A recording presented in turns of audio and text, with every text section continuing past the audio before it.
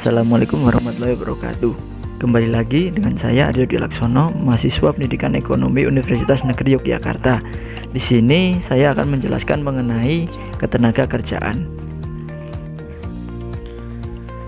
Untuk tujuan pembelajaran, yang pertama kita akan membahas mengenai pengertian ketenagakerjaan, di mana diantaranya ada tenaga kerja, angkatan kerja, dan kesempatan kerja, serta yang kedua kita akan mendeskripsikan mengenai jenis-jenis tenaga kerja. Yang pertama adalah pengertian ketenagakerjaan. Menurut Undang-Undang Nomor 13 Tahun 2003, ketenagakerjaan merupakan segala hal yang berhubungan dengan masalah tenaga kerja pada waktu sebelum, selama, dan setelah masa kerja. Tenaga kerja sendiri di sini diartikan sebagai penduduk yang berusia 18 tahun dan tidak menganut batas umur maksimal. Jadi, penduduk yang berusia kerja atau usia 18 tahun ke atas yang aktif secara ekonomi masih tergolong sebagai tenaga kerja. Yang berikutnya ada angkatan kerja. Angkatan kerja merupakan warga negara yang aktif ikut serta menyumbangkan tenaga dalam faktor produksi, serta warga negara yang masih menganggur atau sewaktu-waktu siap untuk bekerja. Angkatan kerja sendiri dibagi menjadi dua, yaitu yang pertama ada pekerja atau orang-orang yang mempunyai pekerjaan dan orang-orang yang mempunyai pekerjaan tetapi untuk sementara waktu kebetulan tidak sedang bekerja, serta yang kedua yaitu pengangguran, yaitu orang-orang yang tidak mempunyai pekerjaan ataupun orang yang sedang mencari pekerjaan. Kemudian ada angkatan kerja, yaitu warga negara yang tidak aktif dalam kegiatan produksi, seperti diantaranya orang yang tidak mau bekerja, orang yang sedang bersekolah atau berkuliah, orang yang mengurus rumah tangga tanpa upah, pensiunan, dan tidak melakukan sesuatu kegiatan yang dimasukkan ke dalam kategori kerja. Yang ketiga ada kesempatan kerja. Kesempatan kerja adalah jumlah lapangan kerja yang tersedia bagi masyarakat. Kesempatan kerja ini erat hubungannya dengan kemampuan perusahaan-perusahaan dalam menyediakan atau menyerap tenaga kerja.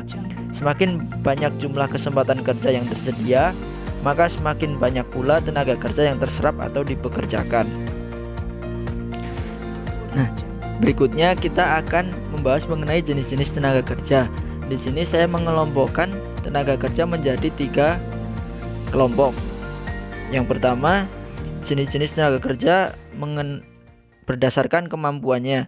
Yang pertama itu ada tenaga kerja terdidik, adalah tenaga kerja yang memiliki keahlian yang diperoleh dari jenjang pendidikan formal. Sebagai contoh ada dokter, notaris, arsitek.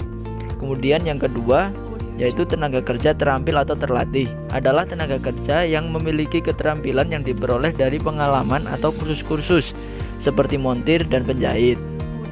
Yang ketiga yaitu tenaga kerja tidak terdidik atau tidak terampil, adalah tenaga kerja yang tidak memiliki kemampuan tertentu.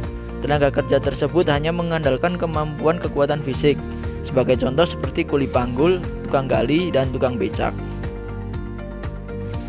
Yang berikutnya ada tenaga kerja berdasarkan status pekerjaannya. Di sini juga dibagi menjadi 3 kelompok. Yang pertama ada pekerja lepas atau biasa disebut dengan freelance, adalah orang yang bekerja sendiri dan tidak berkomitmen pada suatu perusahaan. Yang kedua pekerja kontrak, yaitu seorang yang dipekerjakan oleh suatu perusahaan dengan jangka waktu tertentu yang telah disepakati dalam perjanjian tertulis. Dan yang ketiga ada pekerja tetap, yaitu seseorang yang dipekerjakan oleh satu perusahaan untuk jangka waktu yang tidak tertentu. Dan yang ketiga yaitu ada jenis-jenis tenaga kerja yang berdasarkan fungsi pokok, yaitu yang pertama ada tenaga kerja bagian produksi. Tenaga kerja bagian produksi adalah tenaga kerja yang pekerjaannya membuat produk atau barang yang akan dipasarkan. Sebagai contoh tenaga kerja bagian produksi adalah pabrik yang bekerja pada bagian produksi barang atau produk. Yang kedua ada tenaga kerja bagian pemasaran. Tenaga kerja bagian pemasaran adalah tenaga kerja yang bekerja pada bagian marketing atau pemasaran. Jenis tenaga kerja ini biasanya bertanggung jawab dalam memasarkan produk atau barang yang telah dibuat. Sebagai contoh tenaga kerja pemasaran adalah SPG.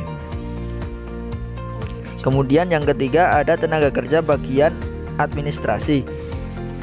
Adalah tenaga kerja yang bekerja dalam hal mengurus surat menyurat dan kepentingan lainnya di luar kepentingan pemasaran dan kepentingan produksi. Contoh tenaga kerja ini adalah sekretaris. Demikian penjelasan singkat saya mengenai ketenaga kerjaan. Semoga teman-teman dapat sedikit terbantu dengan apa yang saya jelaskan tadi. Saya akhiri, kurang lebihnya mohon maaf. Wassalamualaikum warahmatullahi wabarakatuh.